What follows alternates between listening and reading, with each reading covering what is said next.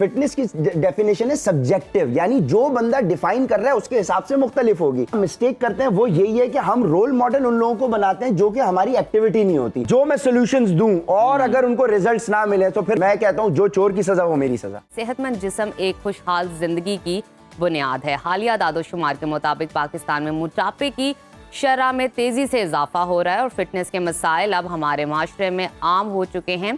एक रिपोर्ट के मुताबिक पाकिस्तान में 50% से ज़ायद लोग रोज़ाना वर्जिश नहीं करते, जिसकी वजह से उनको दिल की बीमारियां तो होती हैं और ऐसे बहुत सारे मसाइल भी दरपेश होते हैं। बिल्कुल नजफ, आपने सही कहा। दूसरी जानिब अगर हम मगरबी ममालिक से मवाजना करें तो वहाँ पर फिटनेस को एक लाजमी हिस्सा समझा जाता है डेली रूटीन का। अमेरिका और यूरोप में तकरीबन 65% लोग रोज़ाना किसी न किसी शक्ल में एक्सरसाइज ज़रूर करते हैं, जिसका बराह रास्त असर उनकी सेहत और मयार ज़िंदगी पर नजर आता है।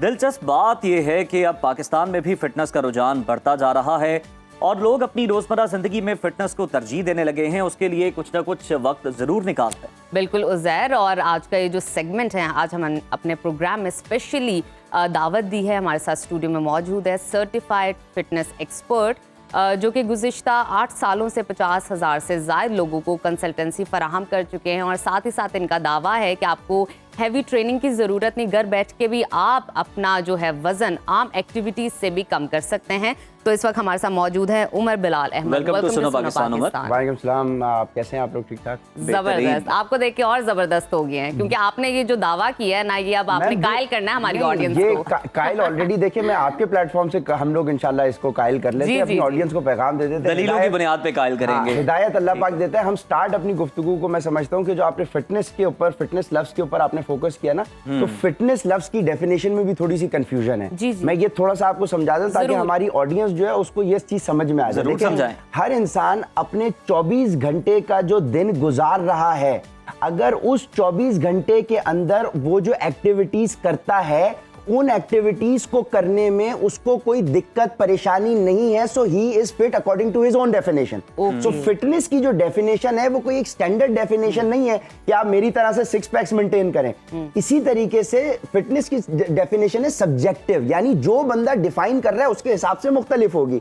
अब मिसाल के तौर पर एक क्रिकेटर जो है उसके लिए फिटनेस की डेफिनेशन और होगी, एक फुटबॉलर के लिए और होगी, एक टेनिस प्लेयर के लिए और होगी, एक बैडमिंटन प्लेयर के लिए और होगी। अब विराट कोहली है, वो क्रिकेटर है, उसकी फिटनेस के जो ऑब्जेक्टिव्स और उसकी जो फिजिक है वो रेलेवेंसी नहीं बनेगी अगर क्रिस्टियानो रोनाल्डो की बात करें। ठीक है, क्रिस्टियानो रोनाल्डो ने फुटबॉल खेलनी है, उसका लोअर स्ट्रांग होना चाहिए। लेकिन लोग तो इन्हीं को देखते हैं ना और इन्हीं को अपना रोल मॉडल बनाते हैं, इन्हीं को फॉलो करने की कोशिश करते हैं। अब हम लोग जो जहां मिस्टेक करते हैं वो यही है कि हम रोल मॉडल उन लोगों को बनाते हैं जो कि हमारी एक्टिविटी नहीं होती। अब हमारी डाइट वैसी नहीं होती, हमारी डाइट नहीं है, हमारा ओवरऑल रूटीन वैसा नहीं है। सो असल ऑब्जेक्टिव ये है कि आपने ये आइडेंटिफाई करना है कि आपकी शौक क्या है, आपकी प्रायोरिटीज क्या है, आपका दिन भर की एक्टिविटीज क्या है और उसको करने में आपको प्रॉब्लम है या नहीं। बिल्कुल, ये चीज है। ठीक है। अच्छा उमर, ये बताएगा कि वो कौन सी एक्टिविटीज हैं जिनका आप जिक्र कर रहे हैं कि वो करने से जो है आप अपने वेट को लूज कर सकेंगे, और साथ ही साथ वो उम्र भी बताएगा जब अगर कोई ट्रेनिंग करना चाह रहे हैं तो इस उम्र के बाद आप अपनी ट्रेनिंग स्टार्ट कर सकते हैं यंगस्टर्स के लिए। आप ही के सवाल से जवाब देखें। सबसे पहली एक और कंफ्यूजन और जो एक मिथ है कि हम लोग वेट लॉस का लफ्ज इस्तेमाल करते हैं। ये लफ्ज करेक्ट नहीं है जब हम फिटनेस अपने गोल्स अचीव करने की बात करें। असल लफ्ज जो है that is fat loss. Fat loss से मुराद ये है कि आपने अपने मसल को प्रोटेक्ट करना है और आपने फैट को लूज करना है जो एक्सेस आपकी बॉडी पर है। क्योंकि अगर आप मसल को भी लूज कर रहे हैं तो इवेंचुअली वो कहलाएगा वेट लॉस। में भी तो वो हम देखते हैं ना कि वाटर रिड्यूस कर दिया तो वो लगता है जी हमने बड़ा वेट लॉस कर लिया। वेट लॉस तो ये है कि आप जूते भारी पहने, कपड़े भारी पहने, आपने कोट पहना हुआ है, आप अपना वजन करें, आपका एक वेट आएगा, आप जाके अपना कोट और जूते उतार लें, आपका वजन कम हो जाएगा, तो आप कहलाएंगे भाई वेट लॉस हो गया। सो असल objective is not weight loss, it is fat आपने लॉस करना है, मसल को प्रोटेक्ट करना है। आप जब आपकी डाइटरी प्रिंसिपल्स ठीक नहीं होते और आप एक्सेसिव वर्कआउट कर रहे होते हैं, किस तरह फिर ये फैट किस तरह बर्न की जा सकती है? अब मैं आपको इसी तरह बताऊं, जब हमारी डिस्कशन शो से पहले हो रही थी तो मैंने मैम से यही चीज जिक्र करी कि देखें हम लोग एक्सरसाइज पे बहुत ज्यादा फोकस करते हैं और वो वाली चीज जो हम लोग कर नहीं पाते। तो मेरी कोशिश होती है, मैं जहां पे भी डिस्कशन करता हूं, जो लोग मुझे जानते हैं, I try to be solution oriented. अब एक कॉन्सेप्ट होता है जिसको हम कहते हैं NEAT, NEAT, non exercise activity thermogenesis. इससे मुराद ये है कि हर वो एक्टिविटी जो अलग से आप एक्सरसाइज नहीं है, जैसे कि आप रोजमर्रा की जिंदगी में स्टैंडिंग पोजीशन में खड़े हुए हैं, घर के काम कर रहे हैं, वॉकिंग पोजीशन में आप आना जाना कर रहे हैं, ऑफिस आना जाना कर रहे हैं, हमारी घरेलू खवातीन, हमारी बहनें घर के काम कर रही है, बच्चों के साथ पूरा दिन बिजी रहती हैं, घर खाना पकाना, ये करना, मर्द हजरात ऑफिस जा रहे हैं, अब हमारे स्टूडियो में यहाँ मर्द हजरात जो अपने काम कर रहे हैं, अगर आप ये एक्टिविटीज कर रहे हैं, ये कहलाती है नॉन एक्सरसाइज एक्टिविटीज। अब अगर आपकी 23 घंटे की जिंदगी, क्योंकि आप भाई अगर अपने 24 घंटे में से 8 घंटे सो रहे हैं तो आप 16 घंटे ये एक्टिविटीज कर रहे हैं कहीं ना कहीं, ये आप एक्टिविटीज करें। और अगर आपकी डाइटरी प्रिंसिपल्स ठीक हैं तो आपको अलग से एक्सरसाइज करने की कोई जरूरत ही नहीं। अभी मैम ने यहाँ मैट लगाया तो नहीं, तो अगर एक्सरसाइज करने की जरूरत नहीं है तो ये जो जिम खुलते जा रहे हैं और ये फिर क्या मामला? देखिए, जिम खुलने चाह रहे हैं, एक्सरसाइज करने की जरूरत नहीं है और एक्सरसाइज ना करें इसमें फर्क है। मैं आपसे ये नहीं कह रहा कि आप एक्सरसाइज ना करें कि भाई आप एक्सरसाइज, मैं खुद जिम जाके एक्सरसाइज करता हूं।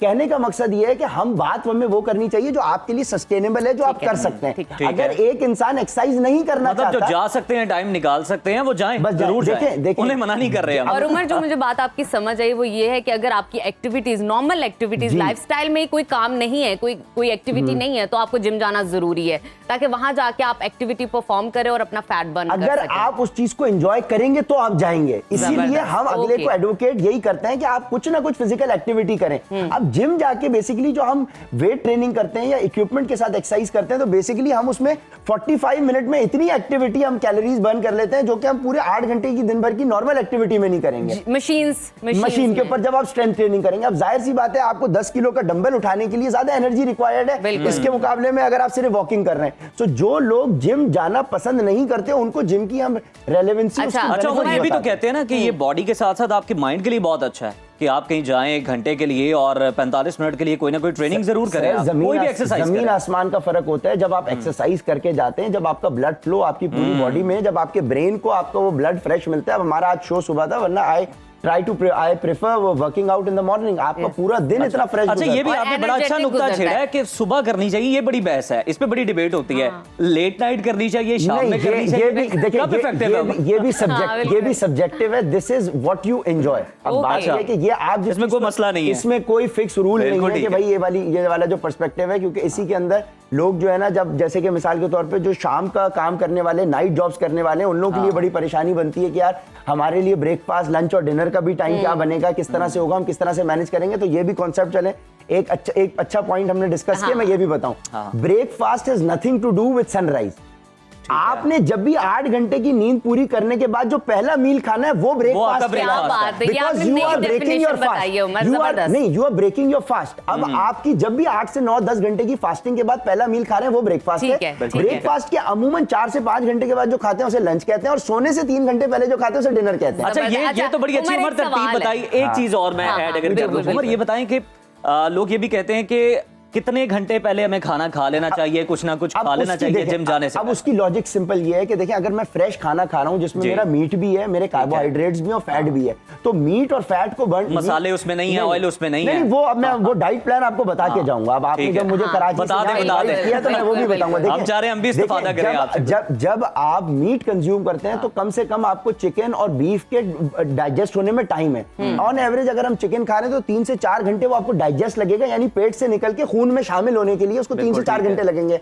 कार्ब्स को और फैट्स को बहुत टाइम लगता है। तो अगर आपने खाना खाया है मिसाल के तौर पे 8 बजे और आप 10 बजे जिम जा रहे हैं, तो पेट में आपके खाना मौजूद होगा, तो आपको ब्लोटिंग भी महसूस होगी, आपसे वर्कआउट भी नहीं होगा, आपसे एक्सरसाइजेस भी नहीं होंगी, सांस भी ज्यादा चढ़ा होगा और आपको प्रॉब्लम होगी। तो इसीलिए कम से कम ऑन एवरेज जो हम कहते हैं ना कि अगर आपने लाइट मील कंज्यूम किया है, वो लाइट मील क्या है वो डिपेंड करता है। अगर आपने लाइट मील कंज्यूम किया तो 3 से 4 घंटे के बाद आप वर्कआउट कर लें। अच्छा, फॉर एग्जाम्पल उमर, कोई ऐसा इंसान है जिसकी लाइफ में, रूटीन में ऐसी कोई एक्टिविटी नहीं है, ठीक है, वो नहीं वॉक करता, वो नहीं जाता, वो घर में बस रहता है, फिर कोई वर्किंग स्टाइल भी नहीं है, सेकेंडली जिम भी नहीं जा सकते, जिम भी नहीं आप जा सकते, फिर भी उन लोगों के लिए आप कौन सी 1 से 2 एक्सरसाइजेज या एक्टिविटीज बताएंगे जो घर बैठ के आप कर सकते हैं? उनके लिए मैं वो एक्सरसाइज बताऊंगा जो एक्सरसाइज मुंह से की जाती है, वो मैं आपको बताऊंगा। वो मैं एक्सरसाइज आपको बताऊंगा। मैं पिछले 8 साल से अगर काम कर रहा हूं, मेरा 95% क्लाइंटेल जो है दैट इज जो जिम नहीं जाता, जो एक्सरसाइज नहीं करना चाहता, जो रोजमर्रा के काम कर रहा है, जो मैंने नीट बताया, नॉन एक्सरसाइज एक्टिविटीज कर रहा है,